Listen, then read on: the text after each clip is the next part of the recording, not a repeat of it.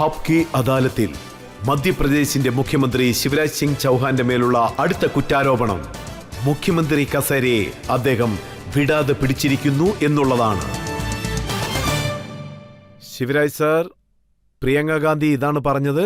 താങ്കൾ 18 വർഷമായിട്ട് മുഖ്യമന്ത്രിയായിട്ടിരിക്കുകയാണ്, പവറിലാണുള്ളത്. പക്ഷേ ഇത്രയും വർഷം ഒരാൾ മുഖ്യമന്ത്രി കസേരയിലിരുന്നാൽ അവരൊരു മടിയനായിട്ട് മാറുമെന്ന്. ഇത്രയും വർഷം ഒരാൾ മുഖ്യമന്ത്രിയായിട്ടിരിക്കുകയാണെങ്കിൽ അദ്ദേഹത്തിനെ കാണുമ്പോൾ ജനങ്ങൾക്ക് ബോറടിക്കുമെന്നും പറയുന്നു. പലർക്കും താങ്കളുടെ മോഹം കണ്ട് വെറുത്തു പോയെന്നും പറയുന്നു. ഞാൻ 18 വർഷം മുഖ്യമന്ത്രിയായിരുന്നതിൽ അവർക്ക് എന്താ പ്രശ്നമെന്ന് എനിക്ക് മനസ്സിലാവുന്നില്ല. ഇനി അഥവാ ഞാൻ മുഖ്യമന്ത്രി ആയിട്ടുണ്ടെങ്കിൽ അത് പാർട്ടിയുടെ തീരുമാനമാണ്, അത് ജനങ്ങളുടെ അനുഗ്രഹം കാരണമാണ്.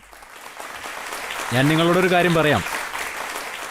ഞാൻ ആദ്യമായി 2005 മുഖ്യമന്ത്രി ആയപ്പോൾ ഞാൻ അന്ന് മുഖ്യമന്ത്രി ആകുമെന്ന് എനിക്ക് സത്യമായിട്ടും അറിയില്ലായിരുന്നു.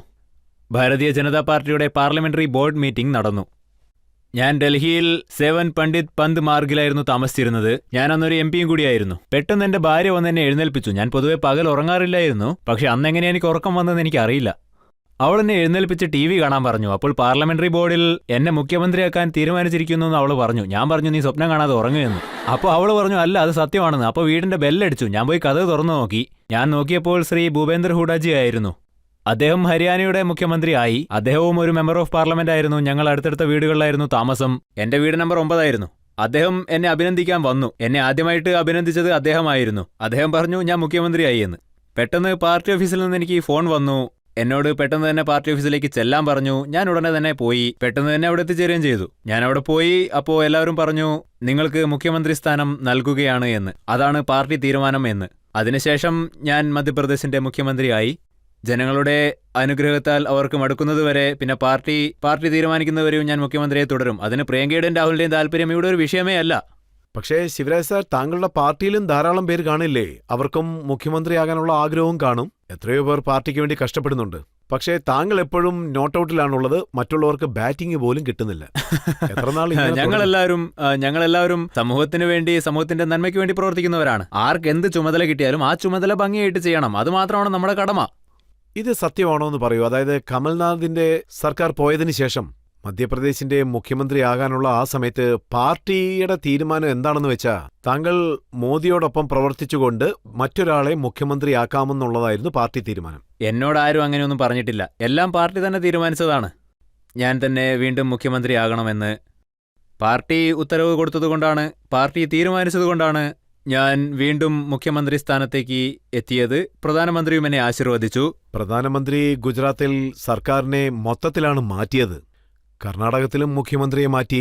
അപ്പോൾ താങ്കളുടെ മേൽ അദ്ദേഹത്തിന് എന്താണ് ഒരു പ്രത്യേക സ്നേഹം? വീണ്ടും വീണ്ടും മുഖ്യമന്ത്രിയാക്കുന്നു. ഞാൻ ഒരു കാര്യം പറയാം. നരേന്ദ്രമോദിജി ഒരു അത്ഭുതകരമായ നേതാവാണ്. അദ്ദേഹം അങ്ങനെ പ്രത്യേകിച്ച് ഒരാളോട് മാത്രം ഒരു സ്നേഹവും കാണിക്കില്ല. ആരും ഇതിനൊന്നും തെറ്റിദ്ധരിക്കാൻ പാടില്ല. ഇതിലൊന്നും യാതൊരു യാഥാർത്ഥ്യവുമില്ല. അങ്ങനെ ഒരു പ്രത്യേക താല്പര്യം കൊണ്ടൊന്നും അല്ല എന്നെ മുഖ്യമന്ത്രിയാക്കിയത്.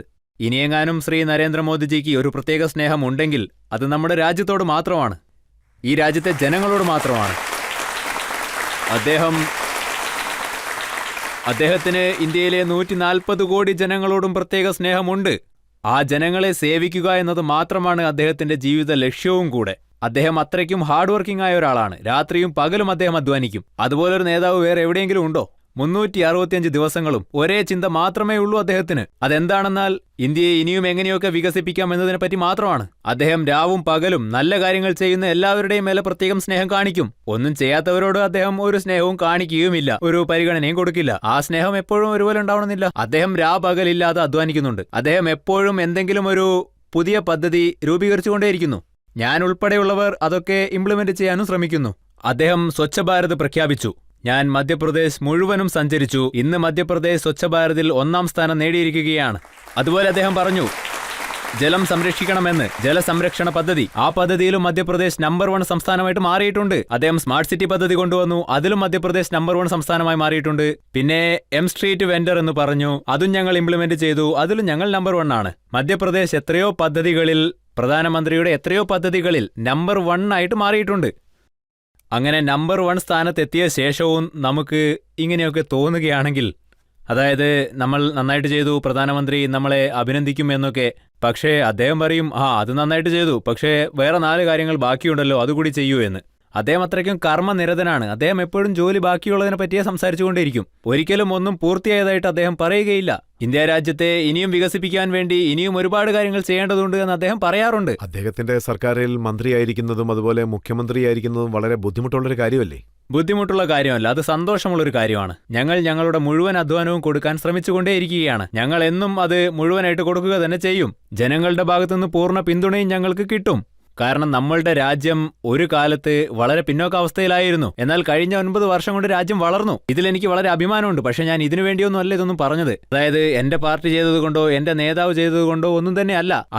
അദ്ദേഹത്തിന്റെ കടമയെ മുഴുവൻ പരിശ്രമത്തോടെയും മുഴുവൻ അർപ്പണബോധത്തോടെയും കൂടി അദ്ദേഹത്തിന്റെ ബുദ്ധിശക്തിയും ഉപയോഗിച്ചുകൊണ്ട് അദ്ദേഹം ഈ ലക്ഷ്യം നേടിയെടുത്തിട്ടുണ്ട്. ഇന്ന് നരേന്ദ്രമോദിജി ലോകത്തിലെ തന്നെ എല്ലാ രാജ്യത്തുള്ളവർക്കും പ്രിയപ്പെട്ട ഒരു പ്രധാന നേതാവാണ്. ലോകം അദ്ദേഹത്തെ പിന്തുടരുന്നുണ്ട്. ഒരുപാട് കാര്യങ്ങളിൽ അദ്ദേഹം ഇന്ന് നേതൃത്വം വഹിക്കുന്നുണ്ട്. ഇതൊക്കെ കാണുമ്പോൾ ഞങ്ങൾക്ക് തീർച്ചയായിട്ടും അഭിമാനമുണ്ട്. പ്രധാനമന്ത്രി ശ്രീ നരേന്ദ്രമോദിജി ലോകരാജ്യങ്ങളിൽ, വലിയ വലിയ രാജ്യങ്ങളിൽ അദ്ദേഹത്തിന് അത്രയ്ക്കും വലിയ ബഹുമതികൾ കിട്ടുമ്പോൾ അതിന്റെ അഭിമാനം ഇന്ത്യയിലെ 140 കോടി ജനങ്ങൾക്കുമുള്ളതാണ്. ആ അഭിമാനം കൊണ്ട് നമുക്ക് നെഞ്ചു വിരിച്ച് നടക്കാവുന്നതാണ്. ഇത്രയ്ക്കും അത്ഭുതകരമായ ഒരു പ്രധാനമന്ത്രിയാണ് നമുക്ക് കിട്ടിയത്. റഷ്യ, അമേരിക്ക ഇവരൊന്നും നമ്മളെ അത്ര വില കൽപ്പിച്ചിരുന്നില്ല. ഒരു കാലത്ത് അമേരിക്ക നമ്മളുടെ പ്രധാനമന്ത്രിക്ക് വിസ തിരസ്കരിച്ചിരുന്നു. എന്നാൽ ഇന്ന് വൈറ്റ് ഹൌസിൽ റെഡ് കാർപ്പറ്റ് വിരിച്ച് നമ്മളുടെ പ്രധാനമന്ത്രിയെ വരവേറ്റ് അവരുടെ പ്രസിഡന്റിന്റെ കൂടെ നിർത്തുന്നുണ്ടെങ്കിൽ ഇത് എല്ലാ ഇന്ത്യക്കാർക്കും വളരെ അഭിമാനിക്കാവുന്ന കാര്യം തന്നെയാണ്. തീർച്ചയായും നമ്മളതിൽ അഭിമാനിക്കേണ്ടതുണ്ട്. നമ്മളുടെ പ്രധാനമന്ത്രി റഷ്യ ഉക്രൈൻ വാറിൽ നമ്മളുടെ പൗരന്മാരാരും കുടുങ്ങാതിരിക്കാൻ വേണ്ടി ശ്രമിച്ചു. നമ്മളുടെ വിദ്യാർത്ഥികളെ തിരിച്ചു കൊണ്ടുവരാൻ വേണ്ടി ഒരു ഫോൺ കോൾ US പ്രസിഡന്റിന് പോയി. മറ്റൊന്ന് ഉക്രൈൻ പ്രസിഡന്റിന്റെ അടുത്തും പോയി. അദ്ദേഹം എന്താ പറഞ്ഞതെന്ന് വെച്ചാൽ, ഞങ്ങളുടെ വിദ്യാർത്ഥികൾ ഞങ്ങളുടെ ഫ്ളാഗുമായിട്ട് വരും, അപ്പോൾ നിങ്ങൾ യുദ്ധം നിർത്തണം, എന്നാലേ അവർക്ക് സുരക്ഷിതരായിട്ട് പോകാൻ പറ്റൂ എന്ന്. ഇന്ത്യക്കാർ കൊടി ഉയർത്തിപ്പിടിച്ചുകൊണ്ട് പുറത്തു വന്നപ്പോൾ റഷ്യയും വെടിവെക്കുന്നത് നിർത്തി, ഉക്രൈന്റെ ഭാഗത്തു നിന്നും ആക്രമണം നിർത്തി. അങ്ങനെ നമ്മളുടെ പൗരന്മാർ ഇന്ത്യ രാജ്യത്തേക്ക് തിരിച്ചെത്തി, സുരക്ഷിതരായിട്ട് തന്നെ. അവരുടെ കൂടെ ബംഗ്ലാദേശുകാരും വന്നിരുന്നു. ഇതാണ് നമ്മുടെ പ്രധാനമന്ത്രിയുടെ ശക്തി. അദ്ദേഹം രാജ്യത്തെ ഇനിയും വികസിപ്പിക്കാൻ നോക്കുകയാണ്. എങ്ങനെ രാജ്യത്തെ വളർത്താമെന്നതാണ് അദ്ദേഹത്തിന്റെ ഒരേ ഒരു ചിന്ത. ഇന്ന് ഞാൻ ഈ നീതിപീഠത്തിൽ വെച്ച് പറയുന്നു, ശ്രീ നരേന്ദ്രമോദിജിയുടെ കൈകളിൽ, അദ്ദേഹത്തിന്റെ കൺമുന്നിൽ, നമ്മളുടെ കൺമുന്നിലും ഇന്ത്യ വീണ്ടും വിശ്വഗുരുവായിട്ട് മാറും. അത് ആരെക്കൊണ്ടും തടയാൻ സാധിക്കില്ല എന്ന്. അതൊരു വ്യക്തി 100 വർഷം മുന്നേ പറഞ്ഞതാണ്. ശ്രീ സ്വാമി വിവേകാനന്ദൻ പറഞ്ഞതാണ്. അദ്ദേഹം 100 വർഷം മുന്നേ പറഞ്ഞതാണ്. അദ്ദേഹം പറഞ്ഞത് മാനുഷ്യയുടെ അന്ത്യം അടുത്തിരിക്കുന്നു എന്നാണ്. ആരാണോ കുരുടന്മാരെ പോലെ ഇരിക്കുന്നത് അവർക്ക് കാണാൻ സാധിക്കില്ല എന്ന്, ബധിരരായിരിക്കുന്നവർക്ക് കേൾക്കാൻ പറ്റില്ല എന്ന്, ഇതെനിക്ക് വ്യക്തമായിട്ട് പറയാൻ പറ്റുമെന്നും അദ്ദേഹം പറഞ്ഞു. ഭാരതമാത വീണ്ടും ഉയർത്തെഴുന്നേറ്റ് നിൽക്കുകയാണ്. മാത്രമല്ല ഇന്ന് വിശ്വഗുരു പദവിയും ഇന്ത്യ നേടുകയാണ്. അന്ന് സ്വാമി വിവേകാനന്ദൻ പറഞ്ഞ കാര്യങ്ങളൊക്കെ തന്നെ ഇന്ന് ശ്രീ നരേന്ദ്രമോദി ഇവിടെ നിറവേറ്റിക്കൊണ്ടിരിക്കുകയാണ്. ശിവരാജ് സിംഗ് സാർ, ഇപ്പോൾ താങ്കളുടെ മുന്നിൽ മധ്യപ്രദേശിന്റെ ഇലക്ഷൻ ചാലഞ്ച് വന്നിരിക്കുകയാണ്. ഈ ഇലക്ഷനിലും താങ്കൾ മോദിയുടെ പേര് വെച്ചുകൊണ്ട് അദ്ദേഹം ചെയ്ത നല്ല കാര്യങ്ങളെക്കുറിച്ച് പറഞ്ഞാണോ വോട്ട് പിടിക്കാൻ പോകുന്നത്? നോക്കൂ, ഇന്ന് രാജ്യത്തുള്ള പൗരന്മാർ ശ്രീ നരേന്ദ്രമോദിജിയെ ഭക്തിയോടെയാണ് നോക്കുന്നത്. അദ്ദേഹത്തെ അവർ പിന്തുടരുന്നു. അവർ എല്ലായിടത്തും അദ്ദേഹത്തെ പിന്തുടരുന്നു. അദ്ദേഹം രാജ്യത്ത് എല്ലായിടത്തുമുണ്ട്, മധ്യപ്രദേശിലുമുണ്ട്. അതൊരിക്കലും തടയാൻ പറ്റാത്തതാണ്. പാർട്ടിക്കാർ എന്ത് ചെയ്യുമെന്ന് വെച്ചാൽ, മധ്യപ്രദേശിൽ 3 രീതിയിലുള്ള ജനങ്ങളുണ്ട്. ഒരാൾ ദേഷ്യക്കാരൻ, ഒരാൾ മഹാരാജാവ്, മറ്റൊരാൾ ശിവരാജ്. പ്രശ്നം എന്നും കോൺഗ്രസിനകത്താണ്. ഞങ്ങൾ വർക്ക് ചെയ്യാൻ തുടങ്ങിയാൽ അത് കോൺഗ്രസിന്റെ ഉറക്കം ഇല്ലാതാക്കും.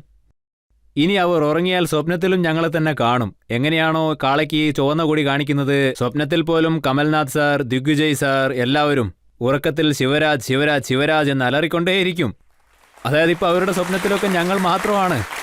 പിന്നെ അവർ ഞങ്ങളെ ഇങ്ങനെ വിവേചനത്തോടെ കാണുകയൊക്കെ ചെയ്താൽ ഞങ്ങൾ എന്താ ചെയ്യുക? നിങ്ങൾ തന്നെ മറുപടി പറയൂ. പക്ഷേ മധ്യപ്രദേശിലെ ഭാരതീയ ജനതാ പാർട്ടിയിൽ ചില അസ്വാരസ്യങ്ങളൊക്കെ ഉള്ളത് സത്യമല്ലേ? നരേന്ദ്ര സിംഗ് തോമർ കേന്ദ്രമന്ത്രിയാണ്, പക്ഷെ മധ്യപ്രദേശിൽ പ്രവർത്തിക്കാൻ ഇഷ്ടമല്ല.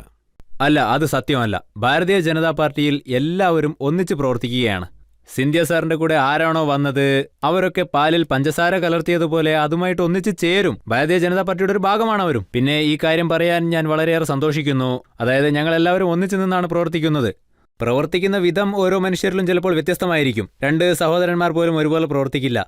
ഓരോരുത്തരും പ്രവർത്തിക്കുന്നത് വ്യത്യസ്ത രീതിയിലായിരിക്കും. വേറെ വേറെ രീതിയിൽ അവർ ചിന്തിക്കുകയും ചെയ്യും. എല്ലാവരുടെയും ചിന്തകൾ ഒരിക്കലും ഒരുപോലെ ആവില്ല. എല്ലാവർക്കും വളരെ വ്യത്യസ്തമായ സ്റ്റൈലുകൾ ഉണ്ടാവും. അതുകൊണ്ട് അവർ പ്രവർത്തിക്കുന്ന രീതിയും വ്യത്യസ്തമായിരിക്കും. അതെന്താണെന്ന് പക്ഷേ വെച്ചാൽ സിന്ധ്യയുടെ മനസ്സിലും എന്തെങ്കിലും ഞാനും ഒരു മുഖ്യമന്ത്രി ആവണമെന്നുള്ള ആഗ്രഹം വന്നു കാണില്ലേ? എന്തുകൊണ്ട് വന്നുകൂടാ? ആർക്ക് വേണമെങ്കിലും വരാലോ. അങ്ങനെ വരുന്നത് താങ്കൾ നമുക്ക് തടയാൻ പറ്റില്ല. പക്ഷെ അവർക്ക് ചിന്തിക്കാലോ. അത് പാർട്ടിയും ജനങ്ങളും ചേർന്നാണ് തീരുമാനിക്കുക. പക്ഷേ ഞങ്ങൾ താങ്കളുടെ അടുത്ത് എന്തെങ്കിലും ട്രിക്ക് കാണാതിരിക്കില്ല. 18 വർഷമായിട്ട് താങ്കൾ മുഖ്യമന്ത്രിയായിരിക്കുന്നു, അതുപോലെ ഈ ഇലക്ഷനിലും താങ്കൾ മത്സരിക്കുന്നുമുണ്ട്. അതെന്താണെന്നാൽ സീക്രട്ട് എന്താണെന്ന് മാത്രം താങ്കൾ പറയൂ. ഇതിലൊരു സീക്രട്ടും ഇല്ല. നന്നായിട്ട് പ്രവർത്തിക്കണം, ജനങ്ങൾക്കിടയിൽ പ്രവർത്തിക്കണം. പിന്നെ വേറൊരു കാര്യം കൂടിയുണ്ട്. എല്ലാവരോടും സ്നേഹവും സൗഹൃദവും കാണിക്കണം. പക്ഷേ അഹങ്കാരം ഒരിക്കലും ഉണ്ടാവാൻ പാടില്ല. എനിക്കൊരു ശ്ലോകം അറിയാം. എനിക്ക് വളരെ പ്രചോദനം നൽകിയ ശ്ലോകം ഞാനിവിടെ ചൊല്ലാൻ ആഗ്രഹിക്കുന്നു. സാത്വികരായി കർമ്മം ചെയ്യുന്നവർ ആരാണ്, അതായത് നന്നായിട്ട് കർമ്മം നിർവഹിക്കുന്നവർ ആരാണ് എന്ന് അർജുനൻ ശ്രീകൃഷ്ണ ഭഗവാന്റെ അടുത്ത് ചോദിച്ചപ്പോൾ അപ്പോൾ ഭഗവാൻ കൃഷ്ണൻ പറഞ്ഞു, മുക്ത സംഗോ അനഹംവാദി ധൃതി ഉത്സാഹ സമന്വിത സിദ്ധ്യ സിദ്ധ്യോ നിർവികാര കർത്ത സാത്വിക് ഉച്ചിത്തെ. മുക്തി സംഘോ, സംഘർഷങ്ങളിൽ നിന്ന് മുക്തി നേടിക്കൊണ്ട് എല്ലാവരെയും സമമായിട്ട് കാണണം. ആരും വലിയതായിട്ടോ ചെറുതായിട്ടോ കാണാൻ പാടില്ല. എല്ലാവരെയും ഒരേപോലെ സ്നേഹിക്കാൻ പഠിക്കണം. പിന്നെ എല്ലാവർക്കും ചേരുന്ന ജോലി അവർക്ക് കൊടുക്കണം, അതായത് ഓരോരുത്തരുടെയും കഴിവിനനുസരിച്ച്. അനഹംവാദി, അതായത് അഹങ്കാരം കാണിക്കാൻ പാടില്ല. ഈഗോ ഉണ്ടാവാൻ പാടില്ല. ആർക്കാണോ ഈഗോ ഉള്ളത് അവർക്കൊരിക്കലും സേവനം ചെയ്യാൻ സാധിക്കില്ല. അഹങ്കാരം ഒരിക്കലും വളർത്താൻ പാടില്ല. വിനയത്തോടെ ജീവിക്കണം. പിന്നെ ധൃതി എന്നാൽ ധൈര്യം. ചില സമയത്തൊക്കെ കഷ്ടകാലം വരും. അപ്പോൾ നമ്മൾ ധൈര്യം നഷ്ടപ്പെട്ട് ഭീരുക്കളായി മാറും. എന്നാൽ നമ്മൾ ക്ഷമ കാണിക്കണം. പിന്നെ ഉത്സാഹ്, അതിന്റെ അർത്ഥം എന്താണെന്നാൽ നമ്മുടെ ഉള്ളിൽ കർമ്മം നിർവഹിക്കാനുള്ള അഗ്നി എന്നും എരിഞ്ഞുകൊണ്ടേയിരിക്കണം. തളർന്നിരിക്കുകയാണെങ്കിൽ നമുക്കൊന്നും ചെയ്യാൻ സാധിക്കില്ല. മനസ്സിൽ ജയിക്കണമെന്ന് ചിന്തിച്ചാൽ ജയിക്കും, തോൽക്കണമെന്ന് ചിന്തിച്ചാൽ തോൽക്കും. ആ ഉത്സാഹം നമുക്കുണ്ടാവണം. ഒരു തവണ ജയിക്കാൻ കഴിഞ്ഞില്ലെങ്കിലും നമ്മൾ ഒരിക്കലും ആത്മവിശ്വാസം നഷ്ടപ്പെടുത്തരുത്. പിന്നെ അവസാനമായിട്ട് സിദ്ധ്യോ സിദ്ധി നിർവികാര. ഇനി അഥവാ നിങ്ങൾ ജയിച്ചില്ലെങ്കിലും എന്തിനു വേണ്ടി ടെൻഷൻ ആവണം? നിങ്ങൾ ശ്രമിച്ചുകൊണ്ടേയിരിക്കുക. കിട്ടിയാലും സാരമില്ല, കിട്ടിയില്ലെങ്കിലും സാരമില്ല. 2018 ഞങ്ങൾക്ക് ഭരണം കിട്ടിയില്ല. കോൺഗ്രസിന് അധികം സീറ്റ് കിട്ടി. പക്ഷേ അപ്പോൾ അവരുടെ ഗവൺമെന്റ് അല്ലായിരുന്നു. പക്ഷേ ഞങ്ങൾ ഒരു മിനിറ്റ് പോലും ലേറ്റ് ആക്കിയില്ല. അതേ ഉത്സാഹത്തോടു കൂടി ഞങ്ങൾ ഗവർണറുടെ അടുത്ത് രാജിക്കത്ത് കൊടുത്ത് ഭരണത്തിൽ നിന്ന് തിരിച്ചിറങ്ങി. അതിനുശേഷം ഞങ്ങൾ വീണ്ടും ജനങ്ങൾക്കിടയിൽ പ്രവർത്തിക്കാൻ തുടങ്ങി. അർജുനൻ കൃഷ്ണന്റെ അടുത്ത് എന്താണ് ചോദിച്ചതെന്ന് താങ്കൾ പറഞ്ഞു. ഇന്നത്തെ രാഷ്ട്രീയ സാഹചര്യത്തിൽ രാഹുൽ ഗാന്ധി ലാലുവിന്റെ അടുത്ത് മോദിയെ എങ്ങനെ തോൽപ്പിക്കാമെന്ന് ചോദിക്കുന്നു. അദ്ദേഹം എന്തു പറഞ്ഞെന്ന് വെച്ചാൽ എല്ലാവരെയും ഒന്നിച്ചു ചേർത്ത് ഇന്ത്യയെ നാക്കൂ, അതൊരു വലിയ ചാലഞ്ചാണെന്ന് പറഞ്ഞു. ഇന്ത്യയെ രക്ഷിക്കാൻ അവരൊരു ഇന്ത്യ സഖ്യം ഉണ്ടാക്കി. അത് INDIA. ഇവിടെ ആരും സ്നേഹം കൊണ്ട് ഒന്നിച്ചു ചേർന്നതല്ല. അവരുടെ ചിന്തകൾ ഒന്നല്ല, അവരുടെ ആശയങ്ങൾ ഒന്നല്ല, അവരുടെ ലക്ഷ്യങ്ങൾ ഒന്നല്ല. അവർ ഓരോ സംസ്ഥാനങ്ങളിലും എതിരെ മത്സരിച്ചിരുന്നവരാണ്. എല്ലാവർക്കും ഒരു കാര്യം മാത്രം കോമൺ ആണ്. EDയും CBIയും ഇവരെ എല്ലാവരെയും ഫോളോ ചെയ്യുന്നുണ്ട്. 2 കാര്യങ്ങളുണ്ട്. ഒരു കാര്യം നിങ്ങൾ കറക്റ്റായിട്ട് പറഞ്ഞു. ഞാൻ ആ കാര്യം കൂടി എക്സ്പ്ലെയിൻ ചെയ്യാം. ഒന്ന്, നരേന്ദ്രമോദിജിയുടെ സ്വാധീനമെന്ന് പറയുന്നത് അത്രയ്ക്കും വലുതാണ്. പിന്നെ ജനങ്ങളുടെ സ്നേഹവും പിന്തുണയും അദ്ദേഹത്തിന് കിട്ടുന്നുമുണ്ട്. അദ്ദേഹത്തിനുള്ള പിന്തുണ അനുദിനം രാജ്യത്ത് വികസിച്ചുകൊണ്ടിരിക്കുകയാണ്. പ്രളയസമയത്ത് നദിയൊക്കെ നിറയുന്നത് പോലെ. അതിൽ നിന്ന് രക്ഷപ്പെടാൻ ഒരു മരത്തിൽ എത്ര ജന്തുക്കൾക്ക് വേണമെങ്കിലും കയറി നിൽക്കാം. ഞാൻ നർമ്മദയിൽ പ്രളയം വന്ന സമയത്ത് ബോട്ടിൽ കയറി കുറച്ചുപേരെ രക്ഷിക്കാൻ പോയി. അപ്പോൾ ഒരു കുരങ്ങ് അവിടെ ഒരു മരത്തിൽ ഇങ്ങനെ കെട്ടിപ്പിടിച്ച് നിൽക്കുകയായിരുന്നു. അടുത്ത് തന്നെ ഒരു മനുഷ്യനും ഉണ്ടായിരുന്നു, തൊട്ടടുത്ത് മറ്റൊരു പാമ്പും ഉണ്ടായിരുന്നു. പോരാത്തതിന് കുരുവികളും ഉണ്ടായിരുന്നു. പക്ഷേ പാമ്പ് അവരെ ആരെയും കടിക്കാനായിട്ട് വന്നില്ല. മനുഷ്യനും അതിനെ വടികൊണ്ട് അടിക്കാൻ ശ്രമിച്ചതുമില്ല. കുരങ്ങും അങ്ങോട്ടും ഇങ്ങോട്ടും ചാടി കളിച്ചില്ല. കാരണം താഴെ ഫുള്ള് വെള്ളമാണ്. ഓരോരുത്തരും ഓരോ ശാഖകളിലായിട്ട് നിന്നുകൊണ്ടേയിരുന്നു. അങ്ങനെയല്ല, ഞാൻ അതല്ല പറയുന്നത്. ശ്രീ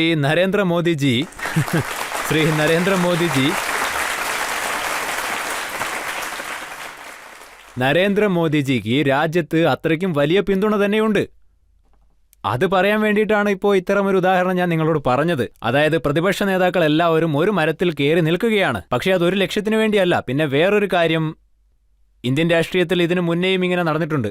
നേതാക്കന്മാർ എന്ത് ചെയ്താലും കറപ്ഷൻ, അഴിമതി, അങ്ങനെ എന്തു തന്നെ ചെയ്താലും അവരെ ആരും കാര്യമാക്കാറില്ലായിരുന്നു. അവരൊക്കെ രക്ഷപ്പെടുമായിരുന്നു. പക്ഷെ നരേന്ദ്രമോദിജി പറഞ്ഞു, ഞാനും കഴിക്കില്ല, നിങ്ങളത് കഴിക്കാൻ അനുവദിക്കുകയുമില്ല. പിന്നെ തെറ്റ് ചെയ്യുന്നവരെ ഒരിക്കലും വെറുതെ വിടില്ല എന്നും അദ്ദേഹം പറഞ്ഞു. അവർ ഏത് കുടുംബത്തിൽ നിന്ന് വരുന്നു എന്നതിനെപ്പറ്റി എനിക്ക് ഒരു ആശങ്കയുമില്ല എന്നും പറഞ്ഞു. ആര് തന്നെ തെറ്റ് ചെയ്താലും അവർക്കെതിരെ നടപടികൾ എടുക്കപ്പെടുമെന്ന് അദ്ദേഹം പറഞ്ഞു. അങ്ങനെയുള്ളപ്പോൾ ഇന്നിവിടെ അഴിമതി നടക്കുന്നില്ല, ചീറ്റിംഗ് നടക്കുന്നില്ല. നടപടികൾ ശക്തമായതിനാൽ എല്ലാവരും പേടിച്ചിരിക്കുകയാണ്. എല്ലാവർക്കും കുടുങ്ങുമെന്ന പേടിയുണ്ട്. അതുകൊണ്ട് എല്ലാവരും ഒന്നിച്ചു ചേർന്നിരിക്കുകയാണ്. ശിവരാജ് സാർ, ഇലക്ഷൻ അടുത്തുകൊണ്ടേയിരിക്കുന്നു. പ്രതിപക്ഷ പാർട്ടികൾ ഒന്നുചേർന്ന് താങ്കളെ എതിർക്കുകയാണ്. അമ്മാവനോട് മത്സരിക്കാൻ വേണ്ടി ഡൽഹിയിൽ നിന്നും ഒരു ചിറ്റപ്പൻ എത്തിയിരിക്കുകയാണ്. അതുകൊണ്ട് പ്രശ്നം ഉണ്ടാവുമോ? നോക്കൂ, ഞാനും ജനങ്ങളുമായിട്ടുള്ള ബന്ധം അത് വളരെ അടുത്ത ഒരു ബന്ധമാണ്. ഞാൻ സ്ത്രീകളെ ലോഡ്ലി ലക്ഷ്മിയാക്കിയപ്പോൾ ചെറിയ ചെറിയ പെൺകുട്ടികൾ എന്നെ മാമ എന്ന് വിളിക്കാൻ തുടങ്ങി. ശേഷം എല്ലാ വിഭാഗം ജനങ്ങളുമായിട്ടും എനിക്ക് നല്ല ഒരു ബന്ധം തന്നെ ഉണ്ടാക്കാൻ സാധിച്ചു. ഞാൻ എപ്പോഴും അവരെ പോയി കാണും. അവരെന്നും എന്നെ സ്നേഹത്തോടെ മാമ എന്ന് വിളിക്കും. പിന്നീട് പ്രായമായവർ പോലും എന്നെ മാമ എന്ന് വിളിക്കാൻ ആരംഭിച്ചു. സ്നേഹത്തോടെ വിളിക്കുന്നതാണ്. പക്ഷേ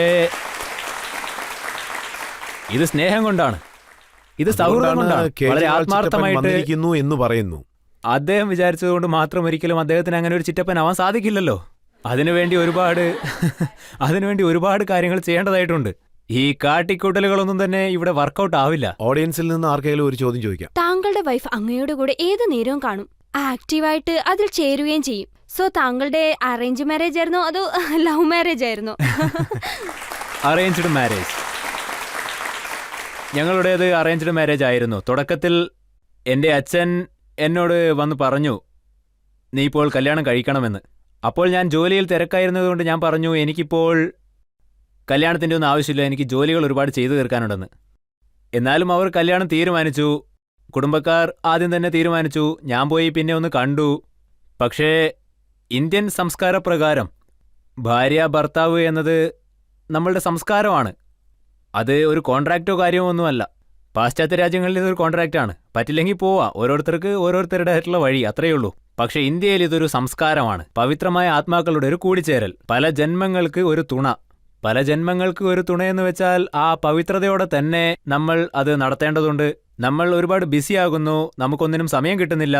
നമ്മൾ എവിടെയൊക്കെ പോയാലും സർക്കാർ ജോലികൾ ഒഴികെ ഞങ്ങൾ രണ്ടുപേരും ഒന്നിച്ച് പ്രവർത്തിക്കാനാണ് തീരുമാനിക്കാറ്. ക്ഷേത്രപൂജകൾക്ക് പോയാലും മതപരിപാടികൾക്ക് പോയാലും ഞങ്ങൾ രണ്ടുപേരും ഒന്നിച്ച് തന്നെയാണ് പോവാറ്. പിന്നെ ഞാൻ ഒരു കാര്യം എന്നും സമ്മതിക്കും, അതായത് ഭർത്താവ് ഭാര്യയെയും തുല്യമായിട്ട് തന്നെ ബഹുമാനിക്കണം എന്നത്. രണ്ടുപേരും തുല്യരാണ് എന്നും അവർ പരസ്പരം തുണയാവണം. രണ്ടുപേരും പരസ്പരം ബഹുമാനിക്കണം. അപ്പോൾ മാത്രമേ കുടുംബം നല്ല രീതിയിൽ മുന്നോട്ട് പോവുകയുള്ളൂ. അങ്ങനെയാണ് ജനങ്ങളുടെ വിശ്വാസവും വർദ്ധിക്കുക. അങ്ങനെയാണ് ഇന്ത്യയുടെ സംസ്കാരം.